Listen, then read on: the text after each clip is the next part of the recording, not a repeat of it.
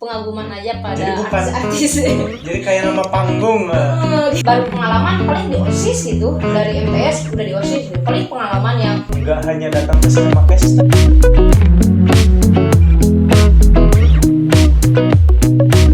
Nah, itu kan tentang sejarah dan lain sebagainya tentang Ibu Ipeh ini ya. Ipeh ya panggilannya. Ipeh. Tentang Bu Ipeh ini. Nah, selanjutnya yang ingin saya tanyakan itu adalah, oh berarti 2 kali menjabat jadi PC ya? 2 kali. Pertama itu wakil sekretaris kaderisasi. Yang kedua jadi sekretaris. Sekretaris waktu zaman teknologi. Ya. Jadi saya juga udah kenal sama Bu Ipeh ini waktu tahun berapa ya? Dia masih alia. Alia. Dia alia. Waktu itu saya masih ngisi-ngisi materi. Ya, saya pernah diisi materi, jadi saya udah kenal Jadi pintar 5 atau 10. udah lama juga. Dan waktu itu masih agak Semua yang nonton pasti udah tahu keluhan saya apa kalau sekarang. Nah, itu kan berarti udah sekitar 4 tahun di cabang. Yang ingin saya tanyakan hari ini, Bu Ipeh ini sebagai Ketua PC IPPNU Kabupaten Sumedang, apa sih gebrakan atau program yang diunggulkan untuk 2 tahun ke depan? Ini sih kayak yang lebih saya impikan dari dulu sebenarnya gitu. Cuma kan sesuatu itu tidak bisa langsung kayak kurang ngomong terus bisa realisasikan gitu, tidak bisa gitu. Waktu dulu ya saya zaman Rekanita ST fokus di kaderisasi.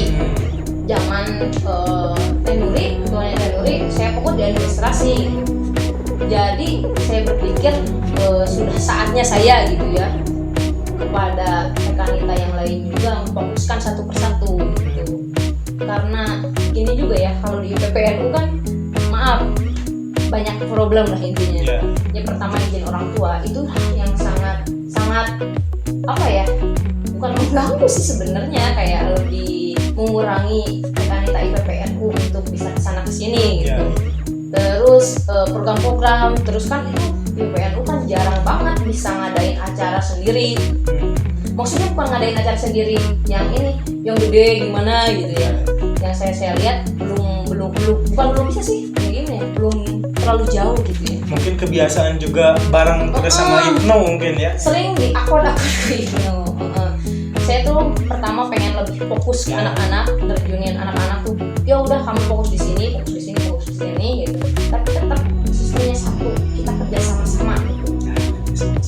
Kita bersama-sama karena kita kerja sama gitu. Benar. Yang kedua tuh saya tuh pengen alumni IPPNU semuanya bangun kembali. Bukan waktu dulu juga sampai sekarang sudah bangun, artinya lebih kayak flashback gitu lah.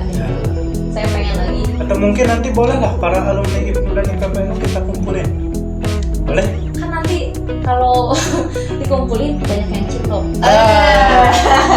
Flashback. Oke, nanti setuju gak kalau para alumni IPNU dan IPPNU kita kumpulin atau kita undang lah di sini di Ngobar ya? Setuju. Benar ya? Setuju. Salah satu alumni IPNU juga kan ada yang hari ini jadi bupati ya di Sumedang. Boleh. Thank juga Pak Bupati.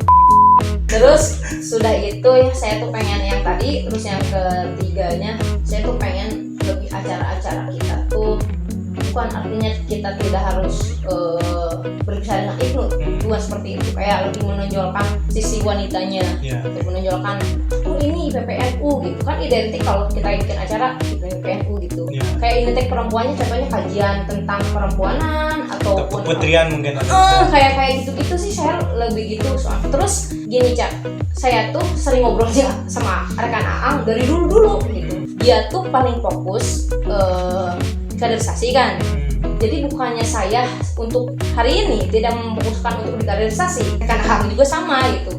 Waktu itu saya berproses kaderisasi, tapi kalau untuk kaderisasi saya lebih memasrahkan aja gimana rekan Aang gitu. Apapun soalnya bukan saya tidak paham gitu, tapi lebih kita sebagai ketua bersama-sama berperan gitu. Saya tuh pengennya saya tuh lebih event gitu, event gitu, kayak lebih gitu. Ada beberapa event besar yang dimotori oleh IPPNU berarti. Maksudnya gitu, tapi tetap kita bareng dua-duanya gitu. Cuman mungkin di belakangnya kalau Ang tuh paling depan di kaderisasi, kalau saya di sini gitu. Terus sih. Jadi biar berimbang juga ke internalnya Mang Pram, ke eksternal juga Mang Pram, seperti itu. Oke. Nah, ini tadi agak saya mungkin agak keinget tentang problem kan, kalau di PPNU banyak problem tentang perizinan. Katakanlah seperti itu, perizinan. Dan Bu Ipe hari ini kalau saya ingat dan saya tahu, Bu Ipe itu hampir setiap ada acara di mana-mana itu ada rahasia atau tipsnya. Gimana sih supaya problem tentang katakanlah satu perizinan, kemudian dan hal yang mengenai perizinan seperti itu, gimana tipsnya biar diizinkan atau apapun. Untuk IPPNU berarti maksudnya ya. Tapi untuk Ibnu juga bisa dipakai. Soalnya kan ada Ibnu anak mami, contohnya contoh. Oke, saya juga anak mami. Mami. Ya, begini ya, Cak. Oke. Saya juga tahu rekan Caca, saya juga tahu rekan Aang dan Ibnu yang lainnya gitu. Semuanya itu butuh proses dan pengorbanan. Ini bukan pengorbanan yang luar biasa ya, biasa aja gitu. Maksudnya waktu gitu ya. Pertama itu waktu gitu. Kenapa saya sampai hari ini bisa gitu? Karena jujur senior saya mendidik saya itu pertama memanage waktu. Rekan Nita Esti itu yang benar-benar mengubrak saya, kamu harus bisa memanage waktu pertama kali itu, memanage waktu. Karena gini, orang sukses dimanapun kalau tidak bisa memanage waktu tidak akan menjadi pemimpin atau menjadi orang sukses gitu. Terus kadang-kala ya Cak, kalau di Ibnu atau di PPNU atau di organisasi manapun, kadang orang banyak, saya sibuk dengan kuliah, saya sibuk dengan apa gitu. Sesibuk-sibuknya orang gitu, kalau bisa memanage pasti gitu. Tapi oke gitu ya, tergila-gila oleh NU, contohnya rekan Caca gitu. Bukan rekan. Oh iya, rekan Caca yang tergila-gila. Jadi saya juga tahu lah, beliau sudah memperjuangkan apa aja untuk Ibnu gitu sampai. Tapi berarti poin pentingnya itu bukan tidak bisa atau tidak ada waktu, tapi tidak meluangkan waktu. Iya. Tidak menyempatkan. Tidak menyempatkan. Tapi banyak orang berpikir sama saya tuh kayak gini, gila, teing gitu. Saya pribadi saya.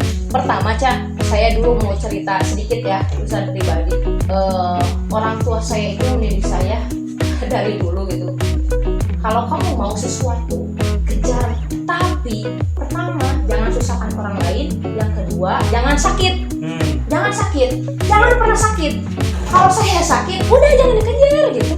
Terus yang ketiga, beri manfaat. Beri manfaat. Karena sebaik-baiknya manusia itu yang bisa memberi manfaat untuk manusia lain. Yang keempat ini paling penting nih. Pembuktian kepada orang tua. Benar. Pembuktian. Hal 4 itu saya juga ada kemungkinan jelek sekarang bisa gitu. Saya pengen kepada rekan kita semua, saya sering paling ngomong ke rekan kita ya, kalian contohnya gini, saya susah izin orang tua bawa saya ke rumah kalian, pasti saya bilang begitu. Karena saya tuh pengen kalau ketika saya diajak ke rumah kalian, saya ngobrol, itu pengen gini. Itu tips sebenarnya gitu. Saya juga nggak bisa gini tuh karena berpikir sendiri, enggak. Saya juga contohin sama senior saya semua gitu. Pertama datangin orang tuanya, diajak ngobrol, gini. Apalagi kalau Ibnu datang ke orang tuanya gitu. Aduh, berat. Enggak, kan tujuannya memberi pengertian gitu. Bisa. Oke, lanjut. Terus yang kedua, setelah terus pembuktian sejauh mana kita benar-benar di PPNU. Kalau kita benar-benar di PPNU harus membawa manfaat orang tua. Pertama, bermau manfaatnya. Pertama, jangan minta uang jajan. Harus berpikir, benar. Saya dulu sering acara ke Sumedang bolak-balik pakai elok ya. Dulu awal-awal minta orang tua ini. Lama-kelamaan orang tuh jengah. Apa sih? Wah, kamu habis dengan gini, sedangkan kan kamu tuh harusnya gini, beda lah gitu orang tua. Tapi sih saya bisa membuktikan gitu. Membuktikan tuh artinya saya kumaha carana saya bisa pertama kuliah sendiri nggak dibayar orang tua, pertama itu. Yang kedua saya bisa kerja sendiri. Sudah, alhamdulillah dua-duanya saya sudah bisa gitu. Terus kalau sudah dua itu mungkin menurut saya gitu ya, orang tua itu mau hariwang gitu, nggak bakalan cemas gitu. Kalau kita sudah membuktikan, itu menurut saya. Target beda-beda, beda-beda semua orang itu bukan pembuktian. Kalau saya tuh pembuktiannya gitu, saya juga tetap bisa fokus kuliah, tidak akan membagi waktu yang lain, terus kerja juga sambil gitu. Ya. Terus yang tadi yang saya sering ngomongin, jangan sakit, terus jangan susahkan orang lain dan beri banyak manfaat untuk orang lain. Ya, benar. Terus kadang kita juga karena sibuk dengan kegiatan, sibuk kan lupa tentang kesehatan dan lain sebagainya. Nah, itu untuk rekan dan rekan kita itu jangan sampai sakit. Dan yang paling fatal itu nantinya malah tidak diizinin lagi buat aktif. Itu saya kan udah tahu dulu gitu. Kalau sakit udah enggak. Makanya kalau pulang ke rumah diusahain jangan sakit. Iya. Benar. Saya usahain banget enggak sakit. Kalau sakit juga terus berem. Usahain aja lah. Tapi berarti untuk poin pentingnya kan harus bisa membuktikan itu. Nah, tapi untuk mungkin kan ini juga banyak pelajar juga nih. Kalau untuk para pelajar khususnya IPPNU berarti ketika kita katakanlah di henteu-henteu kita masih bergantung sama orang tua ya.